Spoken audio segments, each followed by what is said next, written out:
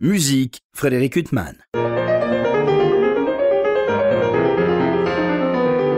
Bonjour Frédéric Huttman au micro, j'ai le plaisir de vous retrouver pour un nouvel entretien. Aujourd'hui j'ai l'immense plaisir de recevoir Florence Bolton. Bonjour. Alors je vous reçois à l'occasion de la parution d'un magnifique disque très différent des projets au sujet desquels j'avais eu le plaisir de vous interviewer, Le Concert des oiseaux et Le Carnaval des animaux en péril, une œuvre originale de Vincent Bouchot. Donc ce Concert des oiseaux qui vient de paraître pour le label Harmonia Mundi, vous êtes aux côtés des autres membres de l'ensemble La Rêveuse. Vous êtes le chœur aux côtés de Benjamin Perrault. Donc comment est né ce projet autour des animaux en péril, Florence Bolton ? Alors, il est né au moment du confinement, d'abord par un projet sur les oiseaux. Parce qu'en fait, à cette époque-là, on avait des choses à faire, mais on a beaucoup regardé par la fenêtre. Et on a parce beaucoup que vous êtes près d'Orléans, vous avez droit à une nature quand même riche. On n'est pas loin de la Loire. Et on s'est mis à observer les oiseaux.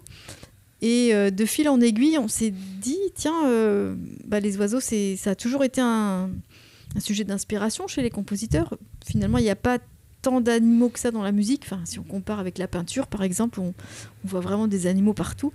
Dans la musique, il y en a moins, mais dans ce moins, il y a quand même beaucoup d'oiseaux. Et on a monté un projet sur les oiseaux avec un spectacle jeune public, Le Rossignol et l'Empereur de Chine, et puis un programme de concert, donc le Concert des oiseaux qui fait la première partie du présent disque. Et puis des conférences musicales, etc., sur l'histoire des oiseaux chez les compositeurs. Alors effectivement, les oiseaux. Alors il y a deux vedettes chez les oiseaux dans le texte qui accompagne ce disque. Vous les évoquez, Florence Bolton, à savoir le rossignol et le coucou, pour des raisons très opposées finalement. Oui. Ils ont été mis en valeur les deux, beaucoup en musique. Oui, c'est ça. Alors, effectivement, il y a quelques autres oiseaux. On trouve des poules, les comme coqs. ça. Voilà, il y a les fauvettes chez Couperin. Voilà, il y a quelques autres oiseaux. Mais les grandes stars, effectivement, c'est le rossignol qui est le grand virtuose, celui qu'on essaye d'imiter sans jamais vraiment y arriver, parce que le rossignol, il a un débit extrêmement rapide. On dit qu'il peut chanter jusqu'à 36 notes par seconde, donc chose que, même en étant excellent musicien, je ne pense pas qu'on arrive à faire ça. Et puis le coucou, lui, c'est l'inverse. Il a un chant très simple, 2 notes, toujours les mêmes. Et pour ces deux raisons, finalement, ces deux oiseaux vont occuper le monde de la musique. L'un parce qu'il est extrêmement complexe et que c'est un défi de l'imiter. L'autre, comme il est simple, il est sympathique. Et on le retrouve même aussi bien dans la musique savante que dans les comptines pour les enfants. Alors le disque s'ouvre par une œuvre d'un de vos préférés, on y a fait plusieurs fois référence, c'est Henry Purcell. Donc il fallait qu'il y ait du Purcell de toute façon dans ce disque, Florence Bolton. Je suis ravie qu'il ait pensé un peu aux oiseaux. Et puis ce qui est intéressant, alors on ne sait pas quel oiseau d'ailleurs, parce que ça s'appelle The Birds, donc ça ne précise pas de quel oiseau il s'agit. Mais ce qui est intéressant, c'est que Purcell a quand même compris qu'un oiseau ne chante pas tout seul, parce que beaucoup de compositeurs finalement écrivent des solos pour des oiseaux, ce qui ne se voit jamais dans la vraie vie. Un oiseau, quand il chante, il parle, donc il ne va jamais parler tout seul. Et donc on aura des duos, et c'est le cas dans cette magnifique petite pièce de Purcell. Effectivement, un oiseau chante, l'autre lui répond, et c'est ce qu'on peut observer si on va un peu se promener dans la forêt. Alors ce disque paru chez Harmonia Mundi, comme vos autres disques, mais peut-être plus encore, il est accompagné d'un livret avec des images assez fabuleuses. Enfin, c'est un magnifique livre-disque objet, ce disque. Ils vous ont laissé la bride sur le cou chez Harmonia Mundi. Ah oui, merci Harmonia Mundi. Ils ont été formidables. C'est vrai que le plaisir de ce disque, il y a la musique bien sûr, mais il y a aussi le plaisir de voir toutes les illustrations d'oiseaux, de lire les textes aussi, puisque on explique pourquoi et quels oiseaux ont inspiré les compositeurs. D'ailleurs, vous rappelez quelque chose dont je ne me souvenais plus, ou je n'ai jamais su, c'est qu'on apprenait à chanter à des oiseaux, je crois au XVIIIe siècle. C'est une idée assez farfelue de leur apprendre justement l'inverse de ce qu'on fait d'habitude, c'est-à-dire que c'est l'homme qui apprend à l'oiseau à chanter. Et ça a fonctionné pendant quelques temps. Oui, alors c'est un peu le monde à l'envers, et c'était un des fils rouges de ce grand projet sur les oiseaux, puisqu'on a inventé ce petit instrument, le flageolet d'oiseau, qui est une toute petite flûte, Et pour les dames, on avait inventé aussi un des premiers instruments mécaniques, la serinette, dont le nom vient de serin et de seriner, répéter, puisque pour apprendre à chanter, entre autres au serin, donc les Canaries, il fallait leur répéter toute la journée le même air. Et effectivement, c'est un peu le monde à l'envers, puisque, a priori, c'est quand même du chant des oiseaux qu'est venue l'idée pour les humains de faire de la musique. Et là, au XVIIIe siècle, eh bien, on inverse le processus. C'est nous qui apprenons aux oiseaux à chanter notre musique.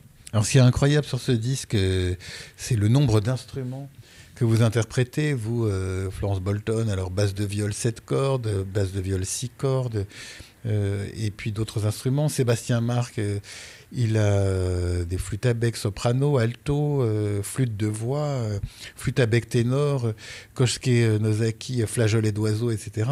Et puis, on va en parler, Benjamin Perrault, théorbe, bien sûr, et Jean-Miguel Aristizabal, un clavecin, Philippe Humeau, d'après Christian Vater, un clavecin reconstitué, enfin reconstruit. Oui, une copie. Une copie. Tous les instruments-là sont des copies. En fait, on n'a plus d'instruments originaux, malheureusement. Mais effectivement, il y a un vrai cabinet de curiosité, avec des instruments étranges, avec le flageolet d'oiseau, le quinton ou le par-dessus de viol, voilà, qui sont des instruments qu'on ne croise pas tous les jours dans la rue.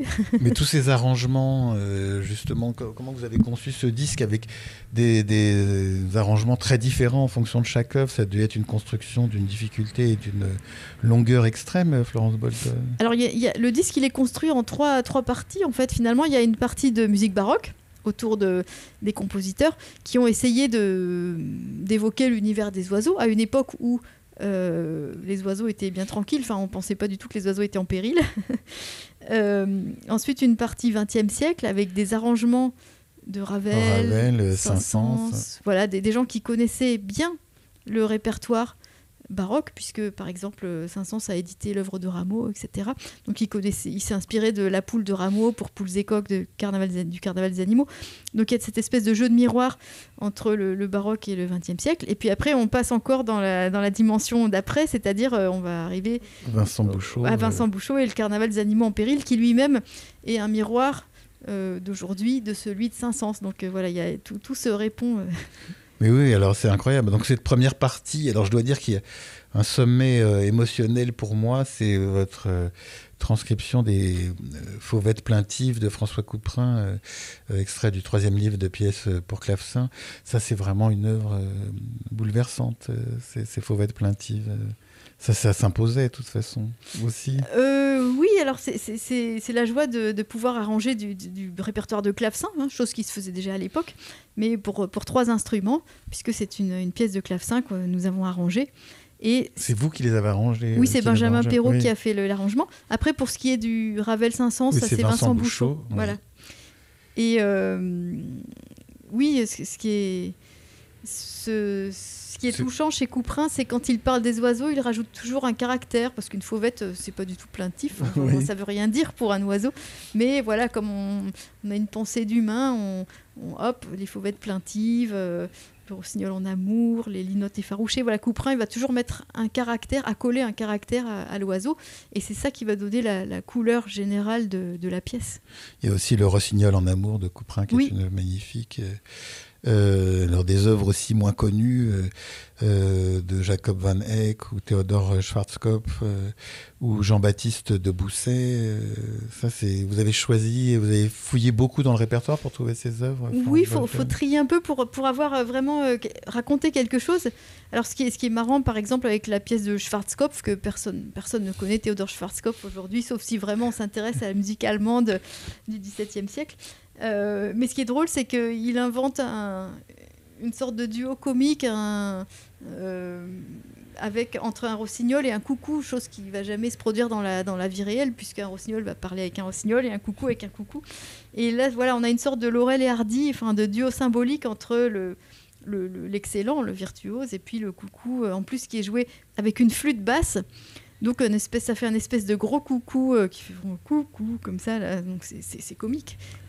Non, mais c'est vraiment magnifique. Alors, il y a cette deuxième partie qui s'ouvre avec Saint-Saëns, donc extrait du Carnaval des animaux. Et les arrangements sont vraiment très étonnants. Alors, pour moi, le plus étonnant, c'est l'arrangement de Laidronette, impératrice des pagodes, extrait de Mamerlois de Maurice Ravel.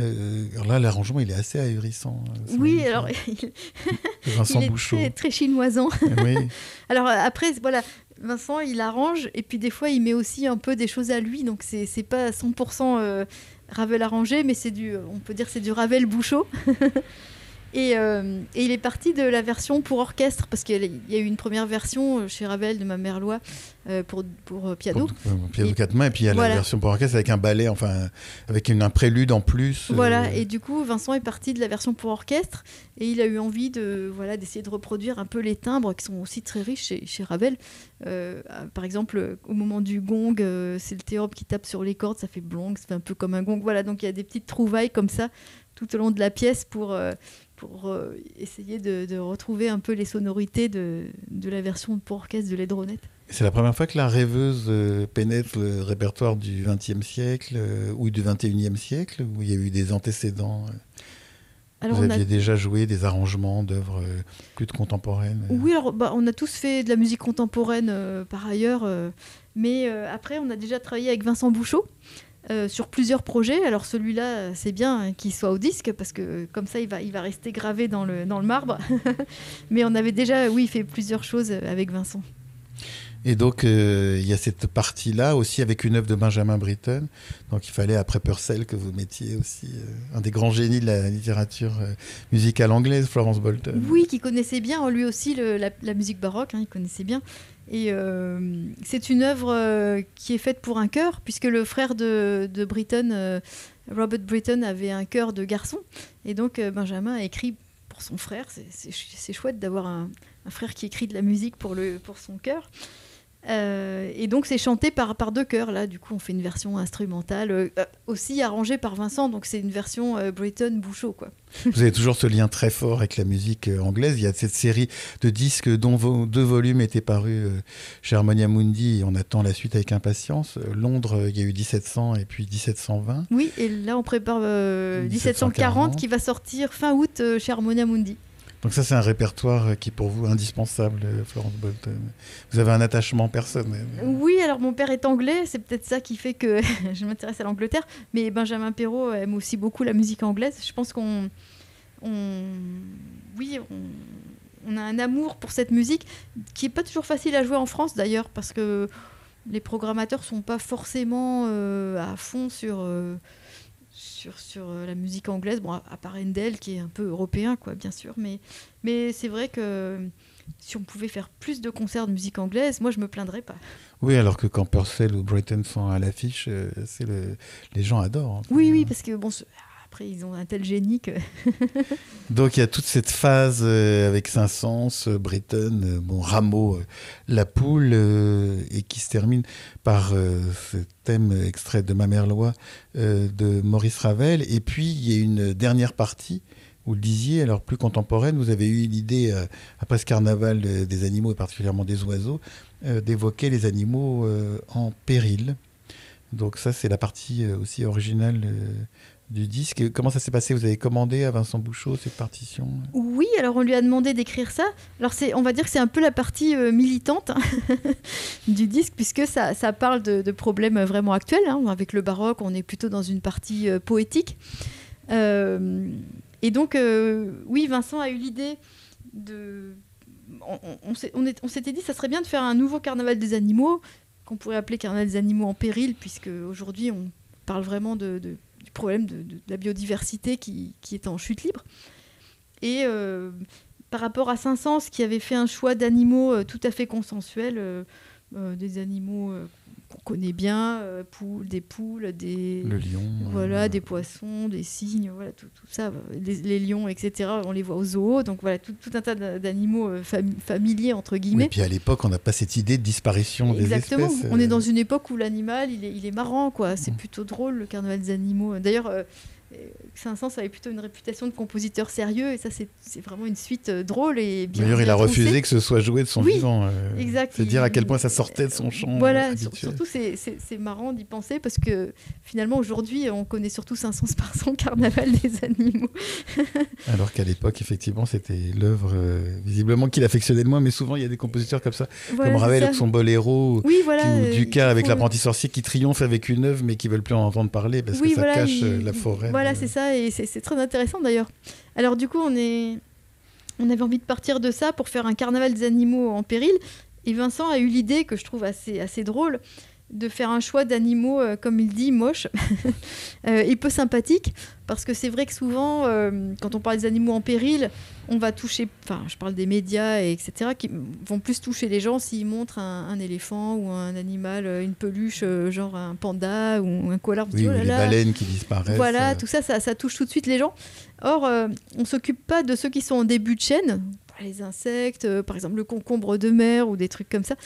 J'ai appris par le texte qui accompagne justement que le concombre des mers était aussi en péril parce qu'il est très prisé. Voilà, il est victime de la surpêche, comme plein d'animaux marins d'ailleurs. Et du coup, voilà, ces animaux-là, comme ils nous sont pas très sympathiques, ils nous font peut-être peur même. Oui, ça commence par le pangolin. Voilà, alors le pangolin, on l'a accusé de tous les maux à cause du Covid. Donc Vincent a eu l'idée de partir d'animaux, voilà, qui nous déclenchent pas un amour immodéré, mais pour montrer que ceux-là aussi, même les moches et les mal aimés, sont importants, voire peut-être plus importants que les éléphants et les pandas dans la chaîne, dans l'équilibre des écosystèmes en fait. Il y a un moment même une évocation d'un homme et une femme. Ça passe à travers le tapis de la musique. Ça, j'étais très surpris. Alors ça, c'est toujours une bouchotterie, on pourrait dire. Mais ça, Vincent, c'est vrai que voilà, c'est son petit côté. Tout d'un coup, hop, il part dans un petit... comme il dit, je me suis un peu lâché. Voilà, c'est ça. Hop, tout d'un coup, on part dans un homme et une femme au milieu, parce que le thème l'évoque un peu, et hop, du coup, il... Et donc, pour en revenir au Carnaval des animaux en péril, donc une suite qui a été créée juste là, en 2022, ça s'ouvre par le pangolin. Alors, bien sûr, il y a le dodo, cet animal, cet oiseau symptomatique qui a été exterminé parce qu'il ne savait plus voler, en fait. Oui. Vous le rappelez d'ailleurs dans le texte qui accompagne ce disque. Une fois de plus, vous avez fouillé le texte et l'iconographie, Florence Bolton. Oui, le dodo, c'est un peu l'emblème des animaux disparus. Donc lui, il a disparu au XVIIe siècle et assez rapidement, puisque effectivement, comme vous le rappelez, il n'était pas chassé sur l'île Maurice où il vivait, donc il était bien tranquille. Et quand les hommes sont arrivés, il ne savait pas se défendre, il était trop gros pour voler, donc c'était une proie très facile. Alors là, les arrangements sont de Vincent Bouchot, bien sûr. Vous êtes plié aussi à des arrangements, donc des musiques que vous n'étiez pas tellement habitué à jouer, même si dans votre formation, il y avait de la musique contemporaine. Et là, c'est joint à vous Sylvain Lemaître au marimba. Donc avec un marimba prêté par l'ensemble intercontemporain sur 5 octaves, donc un énorme instrument. Un énorme instrument, merci l'ensemble intercontemporain. Et oui, on a joué avec Sylvain Lemaître. Ce qui est intéressant parce que lui, il fait surtout de la musique contemporaine. Et donc, on a un joyeux mélange là de musiciens baroques et d'instruments baroques avec un musicien contemporain et des instruments contemporains. Et il fallait avoir l'idée, mais c'est vrai que j'aurais jamais, moi, pensé à mettre un marimba avec une flûte à bec ou un vibraphone avec un par-dessus de viol. Et le mélange est vraiment très beau au niveau des couleurs. Donc... Vincent a eu ces belles idées de couleurs instrumentales. Vous parlez de couleurs, justement, il y a beaucoup de couleurs dans ce disque, avec des instruments très différents. Il y a une étendue incroyable. Ça aussi, c'était un travail de Romain, ça, de choisir l'instrumentarium à chaque fois en fonction des œuvres. Oui, puis il y a aussi une recherche sur les tessitures, puisque quand on parle d'oiseaux, on est dans des instruments extrêmement aigus. Et puis, voilà, des fois, on va chercher dans le grave. Donc voilà, c'est un projet qui est étendu autant dans les tessitures que dans les couleurs instrumentales par le choix effectivement des instruments. Il y a beaucoup d'œuvres que vous avez mises de côté avant d'enregistrer, ou vous avez fouillé le répertoire et puis il y a des œuvres que vous n'avez pas mises mais qui vous plaisaient quand même, c'est vrai que c'est... Qu'il y a froid peut-être. Oui, dans les oiseaux, c'est pas évident de faire un choix, mais on voulait parce qu'on peut trouver plein de pièces de rossignol, plein de pièces de coucou, mais finalement au bout d'un moment on a l'impression de jouer un peu toujours la même chose, donc il faut trouver des pièces suffisamment intéressantes pour qu'elles puissent s'enrichir les unes les autres.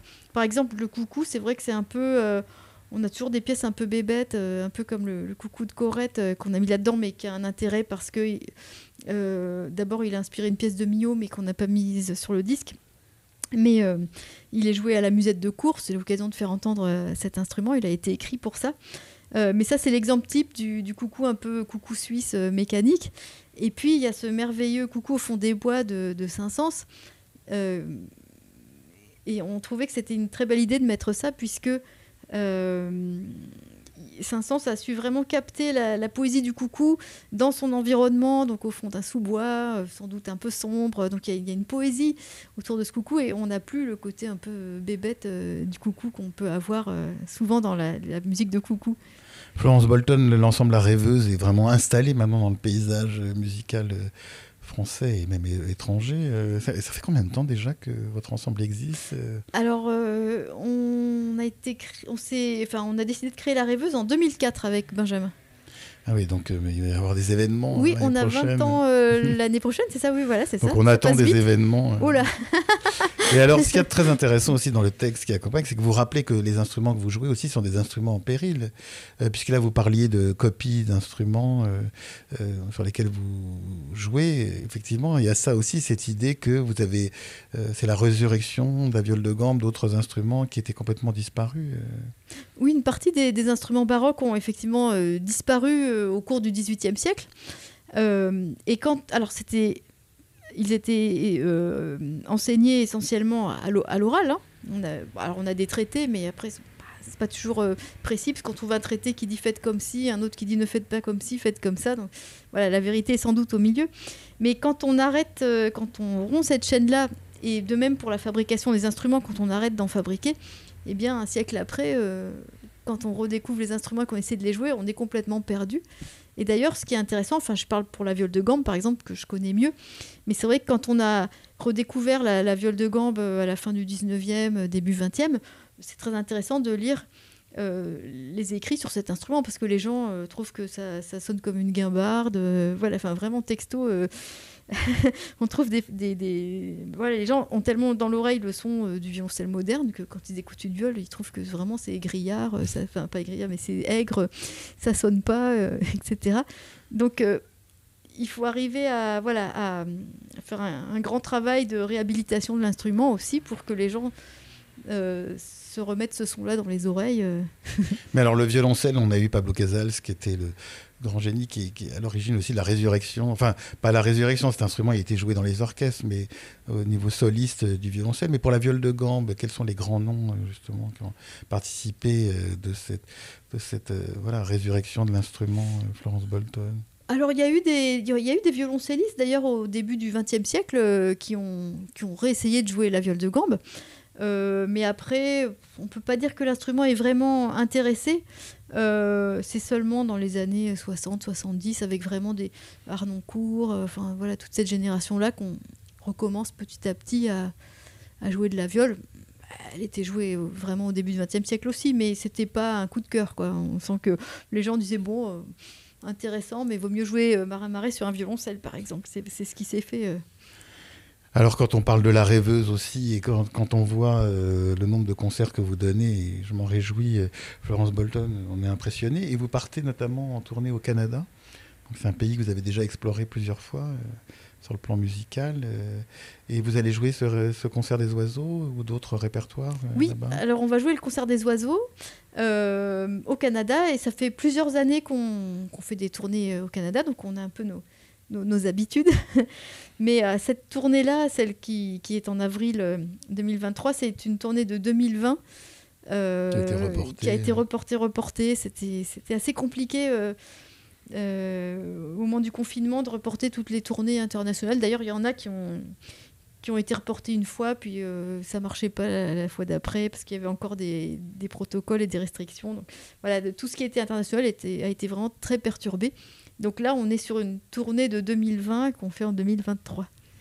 Et là-bas, vous donnez des masterclass aussi ou alors, qu'en est-il là-bas au Canada, justement, de l'enseignement de la musique baroque est-ce que c'est un pays riche à cet égard Alors, ça dépend des instruments. Par exemple, là, il y aura des masterclass, mais des masterclass de flûte à bec, données par Sébastien Marc, qui fait la tournée avec nous. Parce qu'il y a eu une forte demande. Apparemment, il y a beaucoup de flûtistes amateurs, surtout sur la côte ouest. Donc il y a eu une demande que Sébastien fasse travailler des groupes de flûtistes.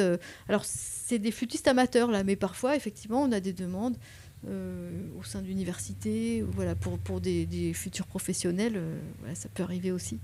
Et alors pour ceux qui n'ont pas eu la chance de vous écouter le 16 novembre dernier à Paris, vous serez le 30 mars à nouveau dans le cadre de la Philharmonie. Là, c'est un concert autour du Rossignol, alors Oui, pour la Florence Nuit Bolton. du Rossignol, qui est un événement autour des oiseaux. Donc, il y a plein d'événements dans le musée de la musique. Je ne sais pas exactement qui sera là ce soir-là, mais nous, on y sera en tout cas. Et donc, on va faire une partie du concert des oiseaux. On pourra entendre du flageolet d'oiseaux. Et voilà, c'est tous ces instruments un peu curieux que finalement, on ne connaît pas tant que ça. Et qui nous permet de redécouvrir ce disque, le concert des oiseaux et le carnaval des animaux en péril, par votre ensemble La Rêveuse qui vient de paraître pour le label Harmonia Mundi. C'est un disque à la fois très beau à écouter et très beau à regarder. Donc c'est une suspension de votre itinéraire de la musique anglaise, Londres, bientôt 1740. Donc vous avez fait une interruption avec ce disque. Voilà, qui est arrivé un peu d'une manière inattendue, puisque Harmonia Mundi avait envie que ce projet soit fait, et en plus c'était une collaboration avec la Philharmonie dans le cadre de la grande exposition Musique Animale, puisqu'on a créé le spectacle, le Carnaval des animaux en péril, à Dans Musique le cadre de cette Animale. exposition, Voilà. qui était vraiment magnifique. Oui, très belle exposition, oui. Mais émouvante, et puis bon, ça rend triste en même temps. Oui. C'est à la fois gai, c'est rare les oiseaux, mais ça rend quand même très triste. Bah, c'est comme le sujet du Carnaval des animaux en péril, parce qu'on se dit il faut qu'il y ait de l'humour, voilà, il faut que ça soit pas trop triste, mais en même temps, d'ailleurs, il se termine sur la gigue de l'être humain, intitulée Sa fuite en avant. Donc, c'est nous qui avons les clés en main de ce qu'on veut faire après. Voilà, tout dépend de nous. Bon, bah, espérons que ces clés seront de bonnes En mains. de bonnes mains.